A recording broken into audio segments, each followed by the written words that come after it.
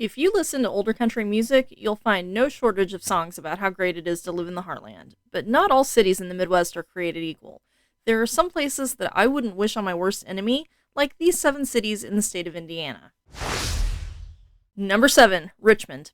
The city of Richmond boasts a population of 35,513, many of whom are college students, thanks to the presence of Earlham College, Indiana University East, Ivy Tech Community College of Indiana, and the Purdue Polytechnic Institute at Richmond. College students aren't exactly known for rolling in dough, so having so many in the area does skew the data a little bit, at least in terms of income and poverty. The Census Bureau shows Richmond as having a 22.7% poverty rate, and the median household income is only $41,569, compared to the state median of $61,944. However, locals, when interviewed, mentioned a poverty issue, so it isn't just the students who are living below the poverty line. Richmond having so many educational institutions in the area might lead someone to believe that education would be the top industry in the area, but the number one industry is actually manufacturing, making up almost 1/5 of the job market, and since 2008, Richmond has seen several factories close up shop. Those that are still standing aren't exactly paying a premium wage. From what I could see on Indeed, it looks like those jobs range from $15 to $22. The main reason I wouldn't recommend Richmond, though, is the crime rate. The residents of Richmond have a 1 in 34 chance of becoming a victim of a crime, and it's safer than only 17% of U.S. cities, which I find odd in a place that is home to the headquarters for Friends United meeting, meaning that there are a lot of Quakers in the area. Number 6, Muncie. One word that comes up a lot when you ask people to describe Muncie is dirty. The city has experienced a problem with illegal drugs on the streets for several years now. According to the Indiana Department of Health, in 2019 through 2020, Delaware County, where Muncie is located, ranked 4th among all 92 counties in total drug overdose fatalities. It's also 3rd in the state for acute cases of hepatitis C. Then there's the poverty issue as well. Muncie has one of the highest rates in Indiana at 30.4%. This is another college town with the presence of Ball University, and as mentioned before, the way the Census Bureau factors in the students' income impacts it, but still, that's just way too high. The median household income is only $36,661, so there are a lot of people struggling in this city. Between the drugs and the poverty, Muncie has a homelessness problem that is larger than what you would normally see for a city of 65,076. City officials estimate that between 150 and 300 people sleep on the streets, but they also say that it's hard for them to put an accurate figure on it because there are so many abandoned buildings in which people sleep. Crime is another big problem for the city. They reported 7 murders as well as 1,969 various other crimes, so there is a 1 in 35 chance of becoming a victim, and Muncie is safer than only 19% of American cities. Sadly, that's after crime has gone down by 20% from the previous year. Half of the Muncie residents who answered the poll question, "Do you feel safe walking alone at night?" said that they would never walk alone in Muncie. 71% of the respondents said that there's more crime than they would like to see. I'm sorry, David Letterman, but your college town kind of sucks. Number 5, Bloomington. There were 2,352 crimes reported to the FBI in the last report. That's with a population of 79,107. According to an article in the Bloomingtonian, this was the 8th year in a row that violent crimes increased. There is a 1 in 37 chance of becoming a victim, with Bloomington being safer than only 16% of U.S. cities. The crime has gotten so bad that bouncers at downtown bars wear bulletproof vests. The author of the article states that the violent crimes in the city disproportionately impact low-income residents, of which there are many. The median household income in Bloomington is only $41,995, but you have to consider that singer-songwriter John Mellencamp, who earns a pretty penny, has his main residence just outside of Bloomington, as well as the fact that this city is the site of Indiana University and college students are known to be broke. Those two things skew the median, so instead, let's look at the per capita income to see how Bloomington stacks up.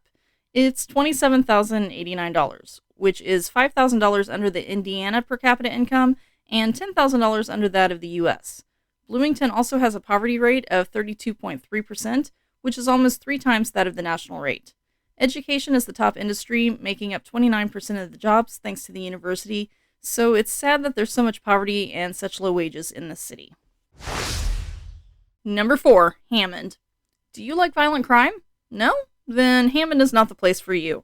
Their violent crime rate is 103% higher than the national average, which makes it safer than only 8% of cities in the U.S., and you have a 1 in 28 chance of becoming a victim of a crime.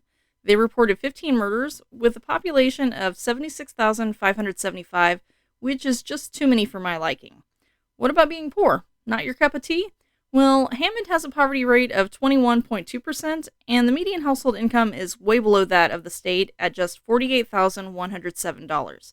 But this is yet another college town with the presence of a Purdue University Northwest campus. If none of that deters you, what about water pollution?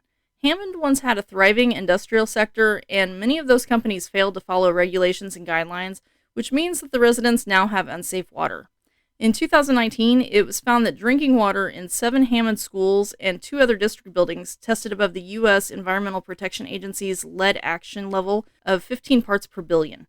Just earlier this year, the EPA proposed adding a former lead smelting site in Hammond, the 36-acre Federated Metals Corporation, to a list of the nation's most polluted locations. Based on some of the reviews I found, it doesn't appear that the Hammond school system is doing a very good job of educating students either. Number 3, South Bend. Notre Dame, Mayor Pete, and crime. Those are the 3 main things that most people know about the city of South Bend. This is Indiana's 4th largest city, so there's a lot more to it than that, but those 3 things tend to be all that anyone talks about, particularly the crime issue. South Bend is one of the most dangerous cities in America, with it being safer than only 2% of other cities. Violent crimes are 346% higher than the national average, and the chance of becoming a victim of a crime is 1 in 19, and that's with crime decreasing slightly from the previous year. 28 murders in a city of 103,110 is a bit much, and this isn't a new thing. According to the South Bend History Museum's website, the city has been grappling with crime since at least the 1930s. Multiple police officers have been killed in the line of duty since those days. Adding to the misery of the city is the high poverty rate. It's 20.9%, which is almost twice that of the national rate at 11.5%. The median household income is also lower than that of the state and national averages at only $46,002. As seen on earlier entries, having college students in the city would normally bring down the income level and add to the poverty, but South Bend is different in this regard because the University of Notre Dame is its own census-designated place with its very own zip code and everything, so the students are counted there rather than in South Bend. South Bend was once known primarily for being an industrial city with multiple factories, and at one point it was drawing in new residents regularly, so by the 1960s they had a population peak of 132,000, but then the Studebaker car plant shut down in 1963 and people started jumping ship. Manufacturing is still the top industry in South Bend, but it only accounts for 16.1% of the jobs, with educational services and healthcare rounding out the top 3. The city has made great strides in the last few years to try to turn things around by implementing a 311 system, making updates to their downtown area, revitalizing or demolishing abandoned buildings, and making other improvements, so the outward migration from the city has actually slowed down.